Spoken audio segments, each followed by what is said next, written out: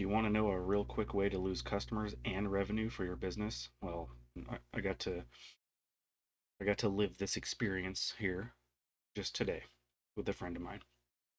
So this is a great lesson for auto repair shops. You're right. I know most auto repair shops are already doing this. Very, very important, right? Those of you that aren't are losing customers and losing money faster than you could even imagine, right? So a friend of mine reaches out to me and says, "Hey Jeff, I need your opinion. I'm having some trouble with my car." I'm like, "Okay, I'm the car guy. Everybody calls me with these questions. It's normal." "Okay, cool. What do you got going on?" Well, he proceeds to tell me that, I'm gonna tell the short version here. Takes his car to this auto shop, right? Car doesn't matter, shop doesn't matter. What matters about the shop is they've been in business for a really long time. That's why my buddy took his car there. They have a good reputation, tons of reviews. Everybody loves them, right? So he takes his car to this place for a check engine light problem. Okay, cool.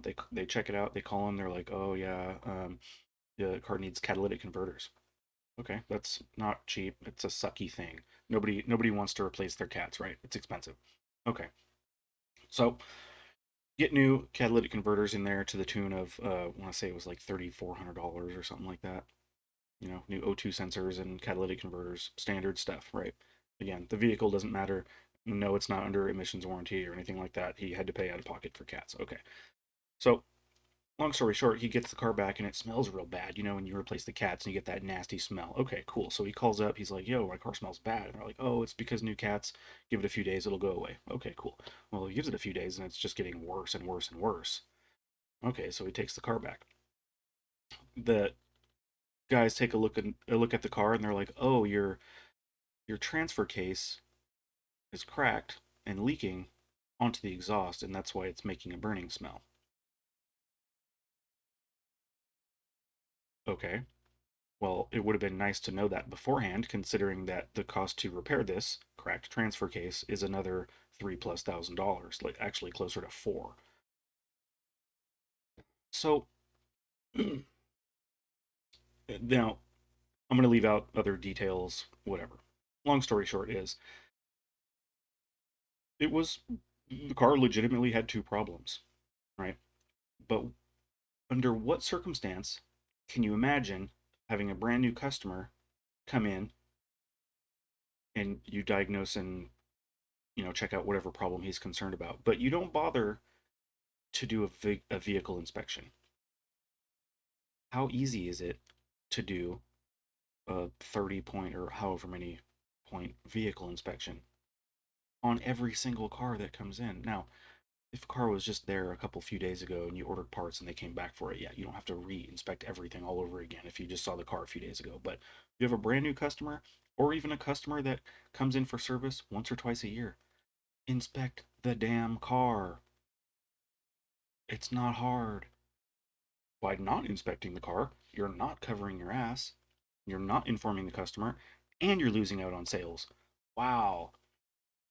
Please explain to me why that's a bad idea. Right? So here goes this guy. Now, legit, the car had both those problems. We're not blaming the shop for that problem, not being there before or whatever the case may be, but they got zero vehicle inspection report.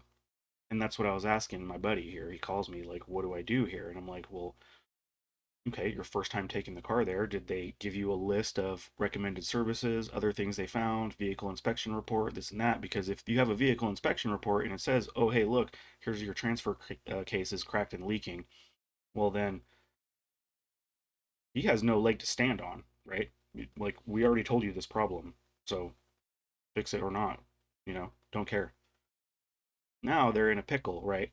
Now they got a situation where they got this guy's pissed because he just spent over $3,000 on his car, and now it needs another repair that's like closer to $4,000. That's pretty shitty, right? Do you want to be that place? I think part of the problem might lie with this particular shop. I'm familiar with them. They do a lot of volume, right? And that's a lot of places right now. It's the management, the owners. They see car count equals revenue. No, What that equals is extra stress on your entire staff and unhappy customers. That's what that equals. That means your staff doesn't have the time to pay attention and give these customers the time and attention they deserve, right? Do more with less. If you need to make, I mean, round numbers here, right? If you had to make $5,000 per stall per bay in your shop, right? Well, what do you think's the best way to do that? Do you think the best way to achieve $5,000 worth of, let's just say, total revenue per bay? You think the best way to do that is by having each of your techs do 5 cars a day that are roughly about $1,000 each, or do 10 cars a day at half that to equal the same revenue, right? So do more with less. This problem is completely avoidable. All they had to do, I mean, you don't even need anything fancy. A lot of shops are now using tablets. The technicians are filling out these digital inspection forms on tablets and attaching pictures and taking pictures right with the tablets, and the customer gets a digital version of that and is stored in their file in the in the shop or dealership. All that information stored, and they get a copy of it as well. That's perfect, right? You don't even need to do a fancy version like that. You can use photocopied pieces of paper. It doesn't matter. You don't have to do anything fancy. But I'm not talking about spending an hour picking every little thing apart. Throw the thing up on a rack and do a quick shakedown on the suspension. Check tires, brakes, tire pressure. You do anyways, and at least in California, it's law. You have to do tire pressure on every single car that comes in. Okay. What else, right? Brakes, tires. That's pretty much standard stuff nowadays. I mean, I took my wife's car, just to get a tire rotation just the other day, just because I didn't want to crawl around on the ground with jack stands and whatnot, right? Paid like whatever it was, $40 or something like that. This is just at Les Schwab right down the street. It's just a tire place. I just said, hey, I just need a tire rotate and balance. That's it. Cool. They got me in and out of there. And on my invoice is all my tire pressures, tire tread measurements, and brake measurements. That took them 0 seconds, right? They already had my wheels off. All they had to do was write down the measurements that were clearly there right in front of them, right? So all these little opportunities, you know, in not that you have to sell every customer that comes in, like you don't have to necessarily upsell every single one to make this or that. You don't want to wear them out with upsales and recommendations and stuff like that. But you give them a prioritized list of things that are going on with their car. Like, hey, your this or that is leaking a little bit. Maybe keep an eye on that. Check and see if there's drips under the car, whatever. But hey, your brakes are pretty clapped out, and your like ball joint's bad, and the steering's all messed up. So we should do those things, right? And then just keep an eye on the oil leaks, and next time you come in, we'll have another look at it, kind of thing, right? Help these people prioritize their car problems and stuff. Yes, it's their problem. We know it's their cars.